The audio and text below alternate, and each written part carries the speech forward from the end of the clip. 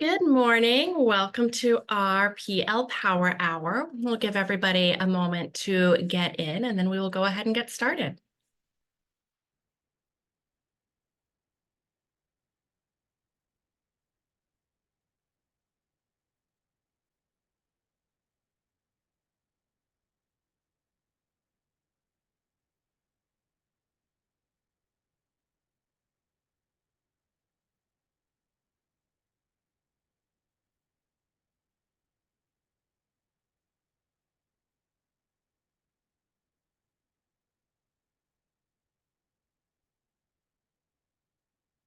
Welcome, everybody. I see we've got a few more people joining us. We'll get started in about 1 minute. Excited to have you all here with us today.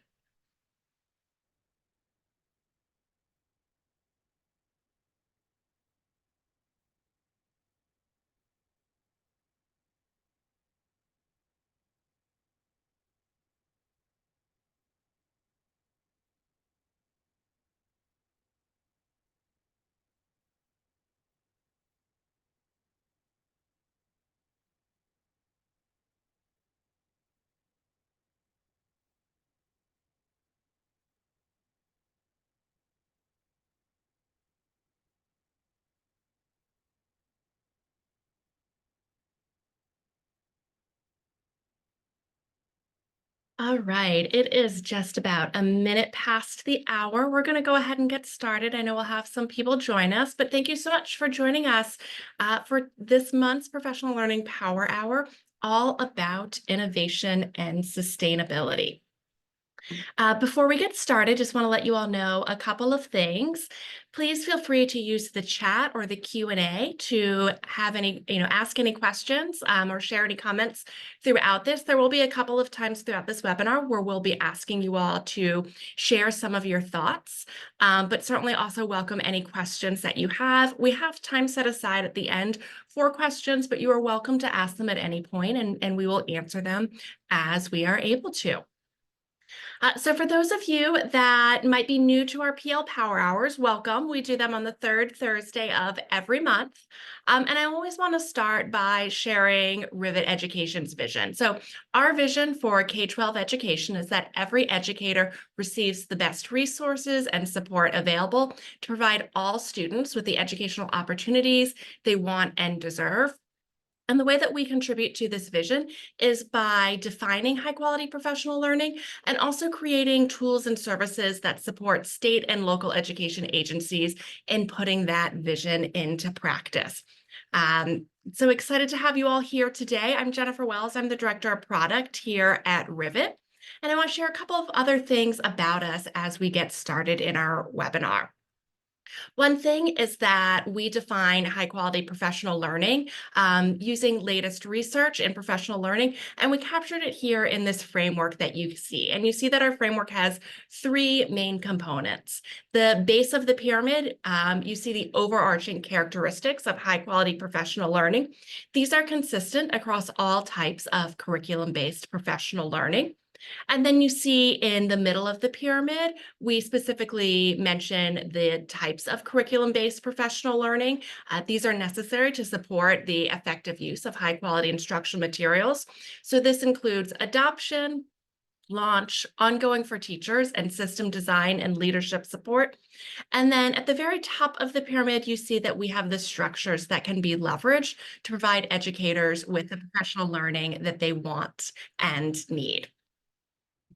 And this framework guides our work here at Rivet, including our professional learning partner guide. So analogous to what EdReports does for curriculum, the professional learning partner guide, also known as the PLPG, makes it easy for school and district leaders to find organizations who have proven that they provide high quality professional learning. And all of the organizations in our guide have passed through our rigorous selection process.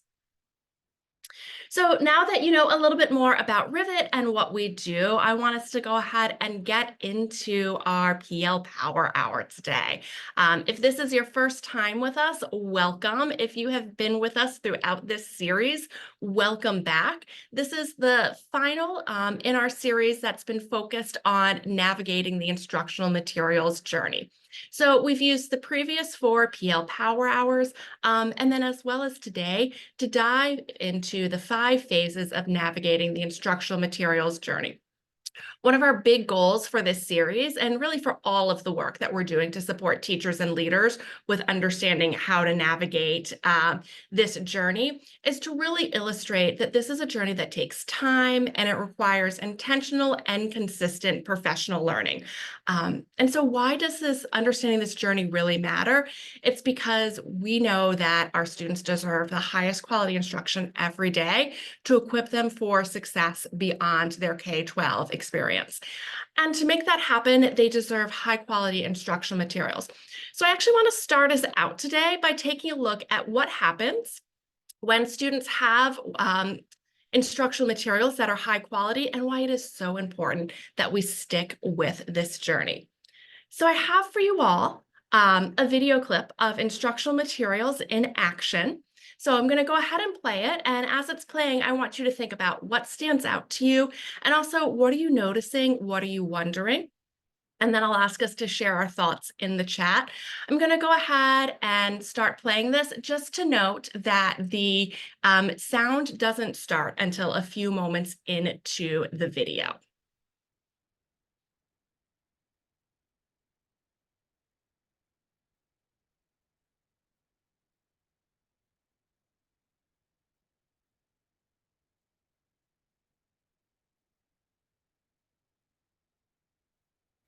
It is now time for the eggs to hatch. The colorful red, white, and yellow striped coral snake hatches out of its soft egg with its 17 brothers and sisters. It's hungry for its first tasty meal.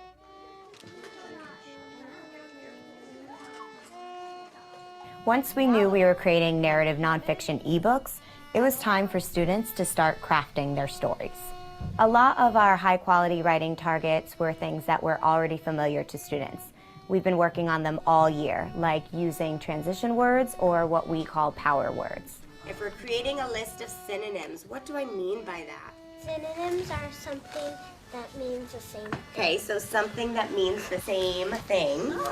Sardine. Mouth-watering. Mouth-watering. Oh my God. That mouth-watering pizza. Oh yeah. Shaking. That's kind of a movement word too, right? But it's the shaking. You can infer he's scared. Wow, look at all this word power we're building. We worked from model text, cataloging descriptive words that would help them create rich stories. Is a hawk. Her wide wings extended. Extended. Extended?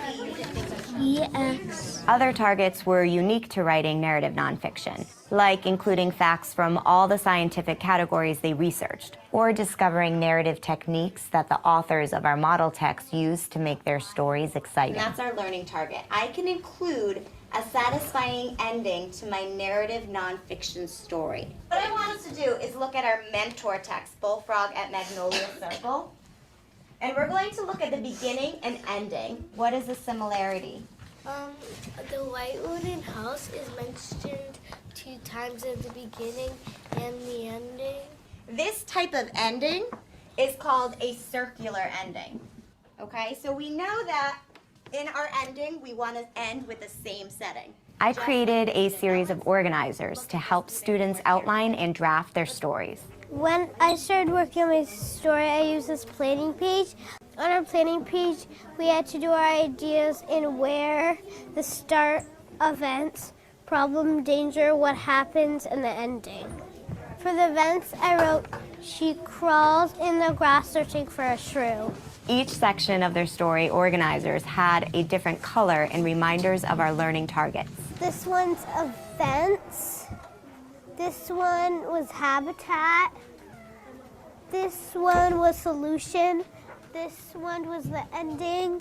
And this one was a problem and danger. Students turned facts that they studied into elements of their stories. This is the events paper. One of the facts I include was overlapping scales. In my story, I wrote, her long overlapping scales get ready to ambush prey that comes close. When the stories reached their final drafts, we turned our attention to how we would read our stories in the recording studio. And action. Come on, you slowpoke, let's go. If you were going to read out loud, you would have to have like a loud presentation voice, and you would also have to keep a strong body to let it come out of you, and you can say it with expression. The bright, shiny morning in May. The sun is hot and dry. In real life, the way we present ourselves and our work really matters. And unfortunately in schools, we often don't feel we have the time to allow kids to polish that, both their work and the way they present their thinking, to a point of real power and elegance. This classroom is a great example of a place where students were given the time and care to refine their writing, their scientific illustration, their oral presentation, their music, to create something of real quality and beauty. 4 big targets are pacing, voice, articulation, expression. Speak with expression and change your tone of your voice throughout the story. Like when you had the exclamation points, you start to go out loud. My feedback was for him on pacing. I gave him just right because it was appropriate, like pacing, because it was nice and smooth. Students had the chance to self-evaluate by making recordings on our iPads. The mongoose looks around after every step he makes. I wanted every student to feel prepared and successful for our one day in the recording studio. Right. So that was a little bit of a glimpse of high quality instruction materials in action. Would love to have you throw any thoughts that you have in the chat. Is there anything that stood out to you? Is there anything that you were noticing or wondering about?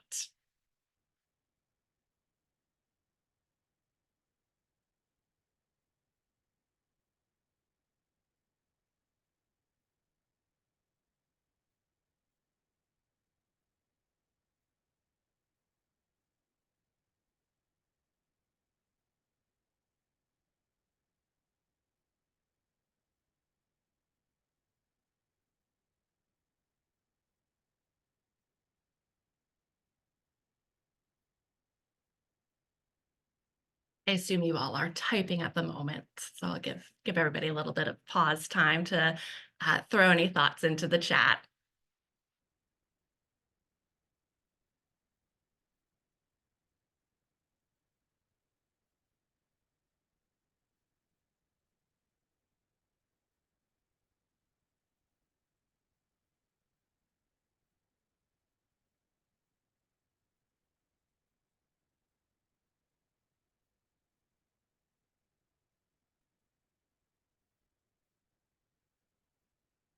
Thanks, Annie, for getting us started.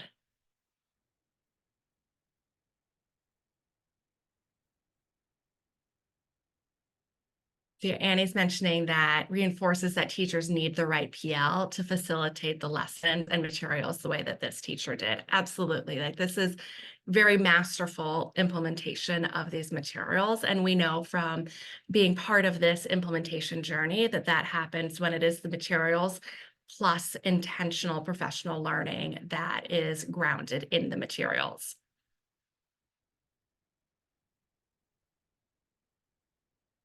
One thing that really stood out to me as well was taking a look at how the teacher was really leveraging the instructional materials and there were the embedded supports to really support students in making, meeting those grade level expectations and really just immersing themselves in the content.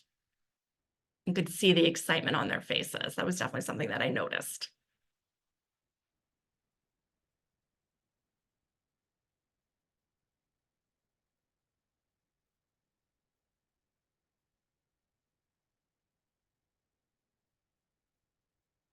So Annie, I think your point about the right PL is helpful as we think about the implementation journey.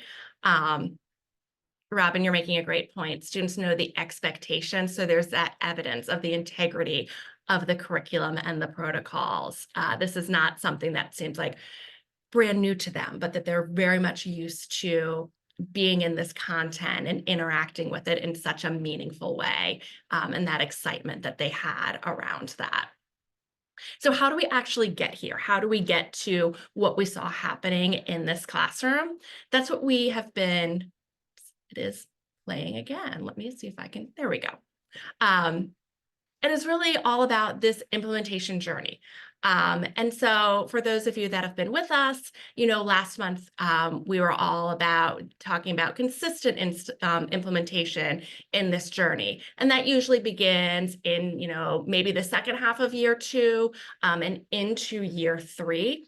And this month we're talking all about innovation and sustainability. So this final phase, this is where you're seeing the instructional staff really supporting and facilitating teachers in making smart adaptations to the materials so that all students can access that grade appropriate content. And we saw that in the video. We saw the teacher talking about what it was that she was doing with the materials and the content to support her students with really accessing it and really owning that piece of it.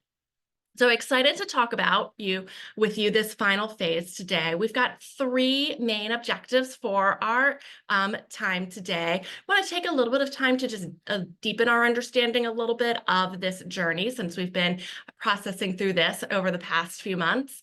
Also, of course, want to make sure that we have the opportunity to really illustrate what innovation sustainability looks like from the perspective of students, teachers, and leaders. We had a chance to see some students just now with that. And then, of course, taking a look at the next steps that we can take in our work to support this journey. So let's go ahead and start to dig into the implementation journey itself. We know we've talked about there are 5 phases of HQIM implementation that have grounded the content of this series. And so before we really start to dive deep into innovation sustainability, I want to do just a quick recap of what we've already talked about in our journey. So for those of you that have been with us the whole time, or if you're new to this series, we're all getting that understanding. So we began this series in September. We were joined by Shanna Estrop from Ed Reports, Jessica Slayton from Metro Nashville Public Schools, and Jenny Salvik from Rocky Mountain Prep. And they were talking about their experience with that first phase exploration.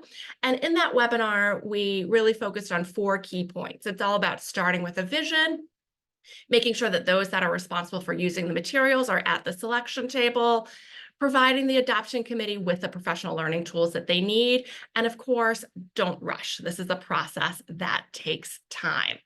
From exploration, the next phase in the implementation journey is program installation. So we talked about this in October, where we were joined with Josh DeBoard from the Barberville Independent School District in Kentucky and Corey Hammer from Achievement Network. And here we really were talking about making sure that all the things that a district needs to think about as they're getting ready and doing this program installation. So that includes, of course, purchasing and distributing materials, making sure that your investors are, your stakeholders are really invested in the plan. And then, of course, really thinking about those conditions for strong implementation and being really purposeful about creating them at both the district and the school level. November, we moved into initial implementation. So the school year has now started with our materials. And in initial implementation, we were joined by Janice Lane and Kelly Menard from Amplify and Robin Euchard with the Cumberland Valley School District. And in that session, our takeaways really centered on reinforcing the expectations for the HQIM, making sure that there is that comprehensive PL plan in place, and of course, a plan for monitoring implementation and providing feedback.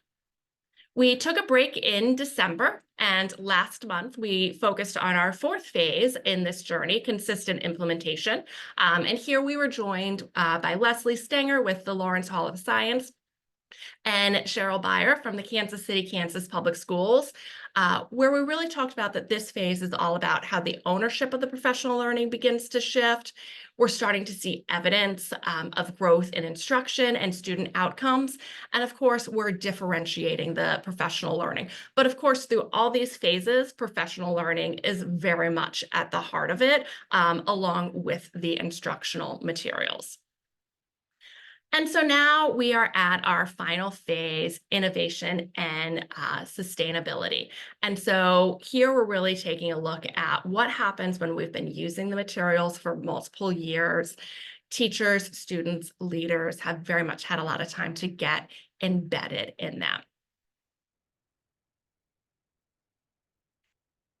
And so this fifth and final stage, really, it does not mean that district and school leaders can, just take their foot off the gas and say, okay, we made it. We're in this final phase.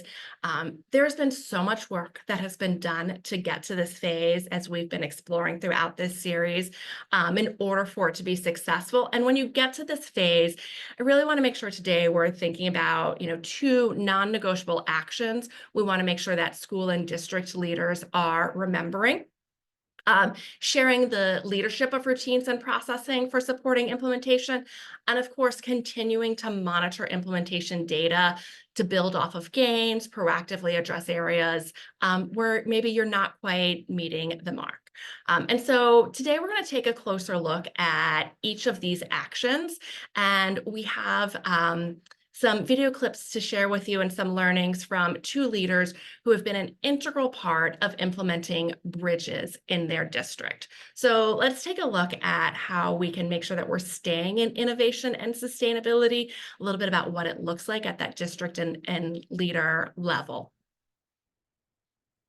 So I want to start us off by taking a look at shared leadership. So in the innovation and sustainability phrase, district and school leaders here are not really shouldering the responsibility for maintaining routines and processes necessary to support implementation. They've been setting all of that up in the previous phases. And so in this phase, what you'll see a lot of are teachers and teacher leaders really engaging in a culture of improvement, collaborative leadership. But in order for that to happen, school leaders and district leaders need to make sure that they're providing those sufficient growth opportunities for teachers to really develop as instructional leaders and deepen their practice specific to the instructional materials. Again, that's something that's common through all these phases, is that this work is all very much specific to the instructional phases. So I'm going to give you the opportunity now to hear from Rachel Johnson. She is a principal in the Mount Horeb School District in Wisconsin. As I mentioned, they have been implementing bridges. And I want you to hear about how she approaches building capacity and sharing leadership for supporting implementation with both teachers and teacher leaders. And as you're listening to her, I want you to think about how Mount Horeb's distributed leadership model to support its implementation of bridges is really working.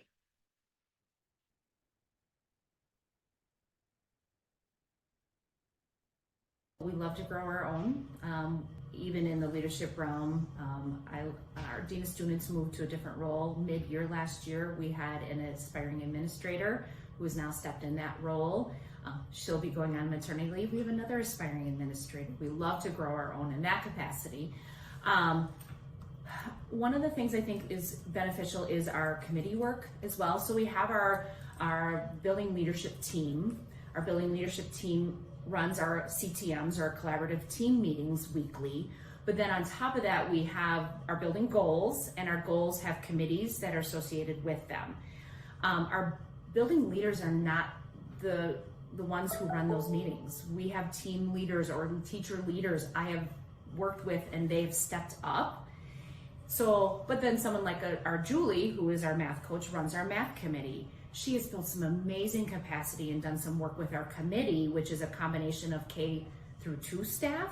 So you see that longitudinal and the steps between K through 2. Everybody can see where they're coming from and where they're going. And she's building that in that capacity and giving the why behind that within that work. So each grade level has people who are passionate about either literacy or math, and they're bringing that to their teams. So I see that as another layer that I think has been extremely focused and beneficial. When it comes to like stepping into shoes such as those leadership pieces, I think I've had some long-term staff who have finally found some of those passionate moments that they've voiced. I want to do more of this. So we try to bring out that out and build it. On top of those who are newer to the program and say, I'm really excited to learn more about, and we try to pair them up with staff that will help feed that. And then again, allow them to choose the committee they work on that kind of correlates with what they're passionate about and want to be more present and involved in. So I don't know if that helps, but that's from student behavior to staff wellness, literacy, and math. Those are our 4 committees that we focus on every month, and we do a lot of learning together as well. Great. So we just got a chance to hear from Rachel a little bit about their distributed leadership model supporting implementation of bridges. I'd love for you all to share in the chat. What are some things that stood out to you about this model and how it supports their implementation?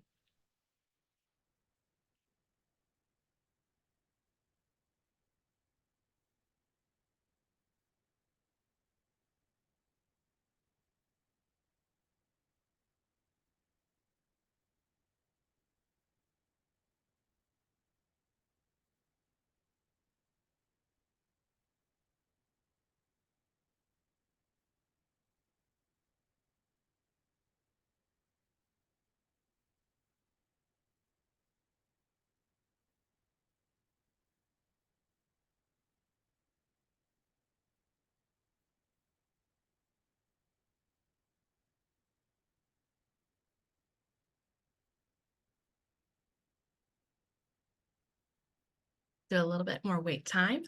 Excellent. Thank you. Yes. Empowering the team and then getting out of the way. Yes. Teachers know what they're expected to do, and then they are given that room to do it.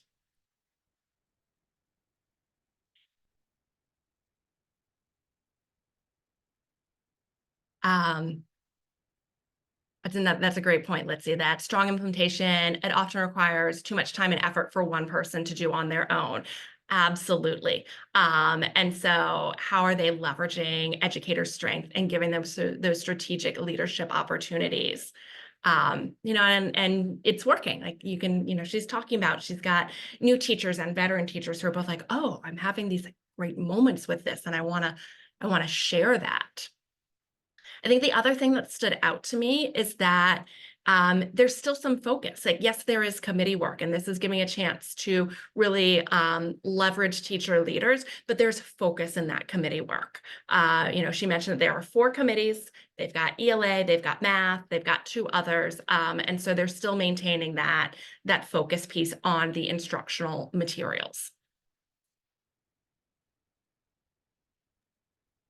And Jennifer, I just want to share. So I actually was in this school district last week and got to sit in on one of these grade level meetings with her kindergarten team. And I think it's just, Rachel is striking kind of to my comment in the chat of just a really good balance of empowering her team to observe implementation, have like open and honest conversations about how it's going, and then just being there to like support them when they're making decisions about adjustment. So what I observed them, they were, the kindergarten team is using CKLA for the first time this year. They've been using Bridges and Mathematics for 3 years now. And one of the conversations that they were having was like about how they were identifying students who were needing additional support. So they were looking at their data. And one of the teachers flagged, she was like, we are holistically using the screener with CKLA, but it's not giving us the level of data that we're not looking at the right level of data from these screeners. So we're like bucketing a bunch of these kids into this like tier 2 intervention group. But I want to see specifically like where these kids are having coding issues. Cause she was like, that may be a separate type of intervention group or work that we want to do. And the team was kind of like, at first kind of pushed back on her, and like Rachel did nothing. She just literally sat there and listened, and they had this conversation, and it finally like they came to a decision about like how they were going to restructure their intervention groups. And, at the end of it, Rachel was just like, what do you need from me to make this happen? Right. Like, but she did nothing in the same way that we want teachers to do this in classrooms and let kids productively struggle and figure things out. She is a leader in that PLC, was doing the same thing. And I thought was just like, you know, that right level of leadership, given how far along they are in their implementation journey, because they have been doing bridges for so many years, that I just like really appreciate it. So I wanted to share that little bit of that little tidbit. Yeah, thank you. No, that's great. I think that's a great just illustration of, we said at the start of this, like innovation and sustainability does not mean that like as a leader, we get to say like, all right, we made it. Woohoo, I get to go now like do other things. Like leadership is still very much involved, but it's in a different way. In this case, it is, we're hearing her, how setting up teachers for really owning this and taking it on, but doing so in a focused way. And then making sure that they've got the tools and resources and support that they need to really lead this work. Absolutely. So since we know that, really empowering, there we go. Really sharing leadership routines and those processes for implementation with teachers and leaders is that non-negotiable. And so, want to really think about like, how do we actually do that? Like, what does that really look like in day-to-day work? And really what it comes down to is distributive leadership. So I'm going to drop for you all into the chat a link to the framework for collaborative leadership, which you see part of it up here on the screen. And just want to orient you all to a little bit, since it's really a useful tool in this phase as you're thinking about that distributive leadership. So what you're seeing in this framework is it's defining roles, expectations, collaboration, and support at each level for the K-12 system. So it's a tool that you can use to see how different roles across that system can really share leadership of implementation. So as you can see, it's broken out by role function, and then letting, sort of giving some guidance on, so what would those positions be? Teachers who are responsible for the support and delivery of instruction. Of course, that's, we probably automatically think of our core classroom teachers, but we also want to think about our teachers who are providing tier 2 and tier 3 supports. Teachers of students with disabilities and students of multilingual learners, your interventionists, your building level specialists who deliver instruction. So you'll see the role function doesn't just say, the one word role, but also gives some guidance on what those positions can be. It also, as you can see, lays out what are the expectations for the role, who is providing that direct support for the role, as well as who can advise and support, and who can collaborate with those in that role.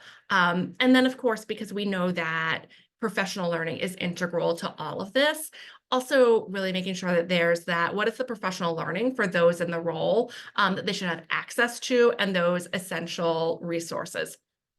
So with this, really, being able to see how roles across a system work together and understanding, of course, not just those core functions of that role, but also what they need. This can be used to build that plan for distributive leadership across K-12. So we're seeing it, what does it look like moving up in roles? What does it look like as we're moving, vertically in both directions across that?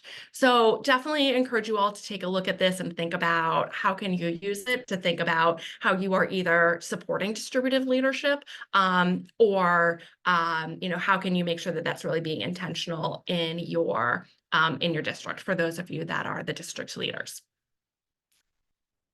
So we mentioned for innovation and sustainability, a second key indicator is that the district and the school are really continuing to monitor that implementation data to build off of achievement gains and being very proactive in addressing areas of implementation that are not meeting that bar for quality. And so this means that you've got school or building instructional leaders supporting teachers in deep reflection, ensuring that all feedback teachers receive really continues to support this vision for implementation. So in this phase, you're continuing to use walkthrough and evaluation protocols that are aligned to instructional materials so that you can provide teacher feedback and facilitate ongoing coaching and professional learning opportunities for teachers with instructional coaches. And so to illustrate what this looks like, we're going back to Mount Horeb. And so you're going to get the opportunity to hear from Julie Jones. She's a math coach in Mount Horeb.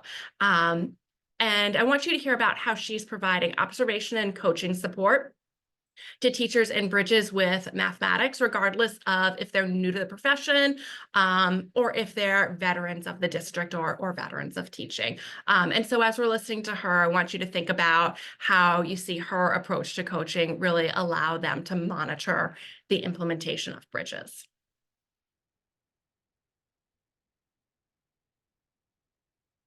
So we offer a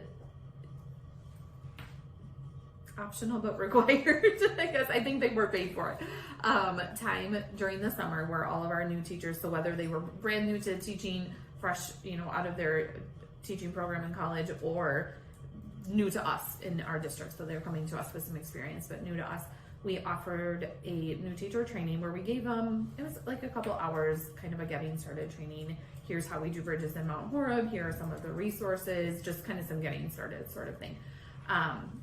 Then throughout the year, what we're moving towards is that, and we're doing some of this already, where teachers who are brand new teachers who don't have any prior teaching experience would be essentially in an ongoing coaching cycle where we're modeling for them regularly, we're touching base regularly, supporting them, helping do some planning, whatever it is that their needs are and they want us to support them with in that first year.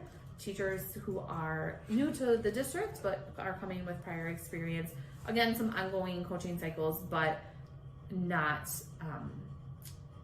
necessarily for the full year. Like they, it might be like 2 or 3 weeks, or maybe 3 or 4 weeks, and then kind of give them a break for a couple weeks and then touch base again. So kind of an as needed, because we recognize somebody could come to us with 1 year of this experience, somebody could come to us with 15 years of experience, and their needs are very different. So still some required coaching, but a little more dependent on their needs. And then also having some opportunities for coaching for returning staff as well. So right now everything is on a volunteer basis, and just working towards how do we have some kind of rotation or cycle so that everyone is taking a turn and making sure they are participating in coaching and hopefully seeing the benefit of that, and then doing that more on a voluntary basis as well. So kind of scaffolding for everybody's needs. All right, I'll give you all a moment to collect your thoughts, but would love for you to drop into the chat how you're seeing that the approach to coaching really allowing them to monitor implementation effectively. And if there's anything else that stood out to you about what you're hearing about how the role of the coach is supporting work when the district is in this phase of innovation and sustainability.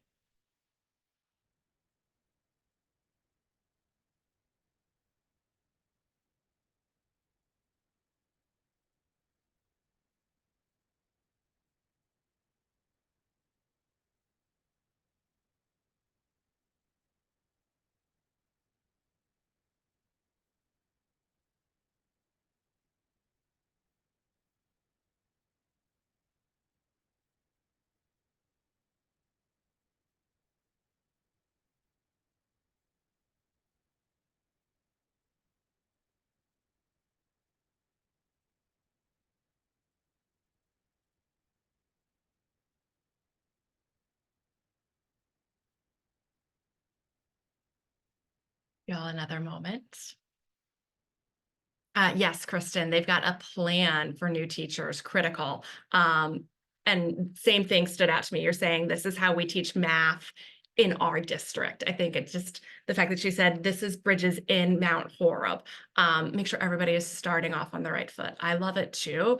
I love that they're not making the assumption that just because somebody is a veteran teacher means that they don't need an orientation to how things are done in the district and the curriculum in the district. But at the same time, they're also recognizing that if somebody is new to the district but experienced in teaching versus someone is new to the district and new to teaching, the support is going to look different. But in all cases, they're still providing that support. They're still monitoring. They're not just making that assumption. Yeah, let's see, exactly, like very deliberate and strategic about the knowledge and skills that educators need and how to build them, that focus on priorities. Yes. Yeah, Jennifer, can add a little bit color here too. So I think at first when I was talking to the coaches and talking to the leaders, I think at first, like when I was hearing the fact that coaching was optional, I was kind of like, well, why? Right? Like, why is it optional? But I think the more time that I like spent with the coaches and stuff, I recognized that they knew their staff and they like had consciously decided not to make it required that every single teacher receives coaching. They do allow it to be on an as needed basis. I think one, because they are in this stage of the game, of the journey, right? Like they aren't in year one. In year one, they're like local CISA was coming in and every single teacher was being observed either by their peers or by CISA 2. And they were getting that either like feedback from peers or feedback from their coaches from CISA 2. But because they were in this stage, like they knew that their teachers are rocking it. And I sat in on some of those PLCs where teachers were just comparing like their first year and how kids like at this stage, are like they're having so many fewer intervention groups and stuff like that because kids are more on the same page than they were in year one. And so I kind of like had to check myself of like my own bias to say like everybody needs coaching. And it should be required to like actually, your teachers really well and you know what they need. And I think that's part of this stage too. It's like this is the innovation, right? Part of this like last stage of the journey of like knowing what your people need and like allowing that flexible environment to meet those needs. And that like they need it, like they immediately went into like help mode. Like they had a teacher who was like really struggling with number corner for that particular unit. And she was like, great, like we're gonna have weekly planning sessions and I'm going to come in and like model that first number corner for you. And like there was a clear plan the moment a teacher raised their hand is like, help me. But they still allowed them to like be the ones to take that first step too.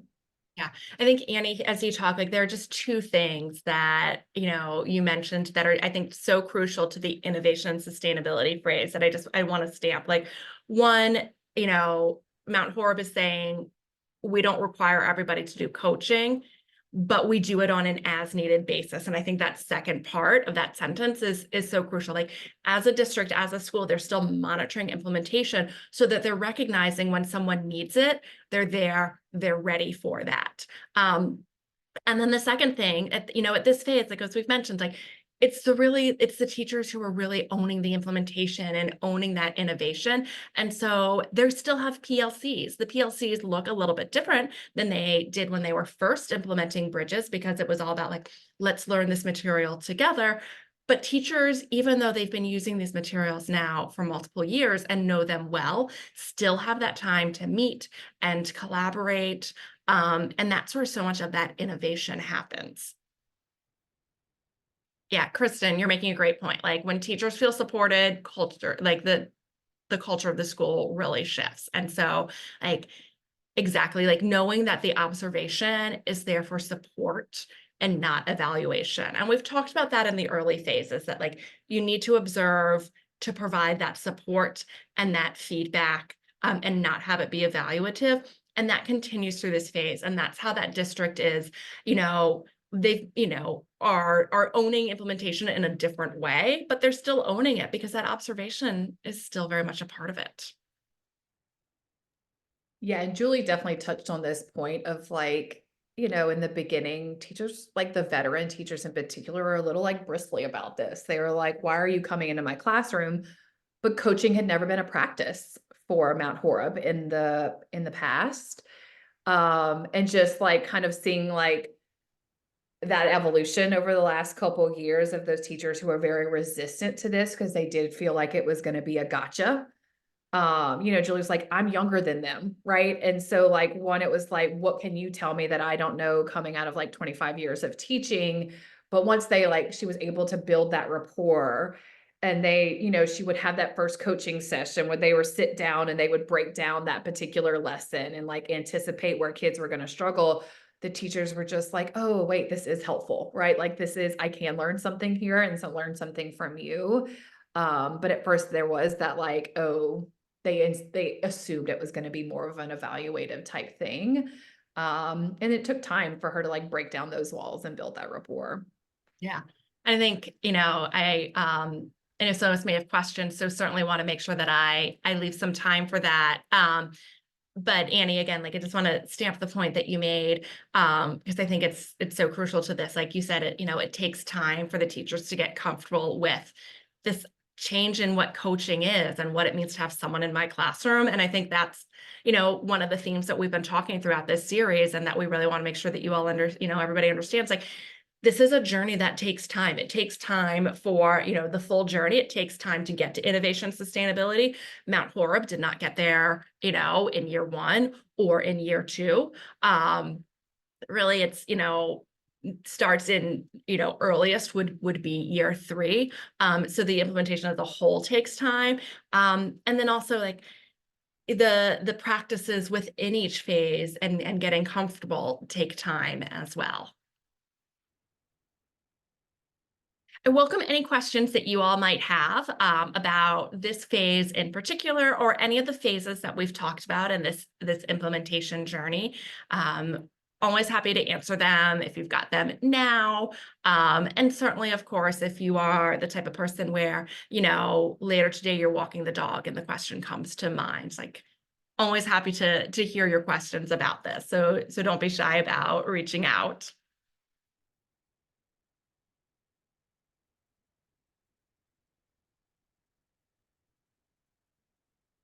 I want to make sure that I just share some additional resources and things to know. So again, we've been talking about this journey in our PL Power Hours since September.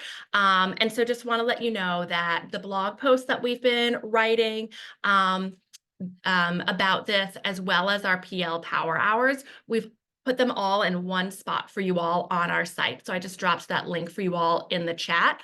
And then later this month, we'll actually also share on there. So bookmark this site. There's going to be more added to it. We're going to share our tool for measuring implementation at each phase. And that'll be broken out by, what is the work of the district leader and implementation team? What is the work of the school leader and implementation team? What is the work of teachers at each phase? So this site will be a great one-stop shop for you in terms of really understanding the phase, hearing some firsthand accounts of what it looks like, and then also a tool to help you understand, like, where am I in this phase? Or if you're a PL provider, thinking about, like, how can I support the schools or districts that I work with that are in this phase, so that we're moving through it. We know that it takes time, but being able to monitor it consistently, knowing that we are on that right track. So encourage you to visit it, view the resources, use it to support your work as you're navigating this journey.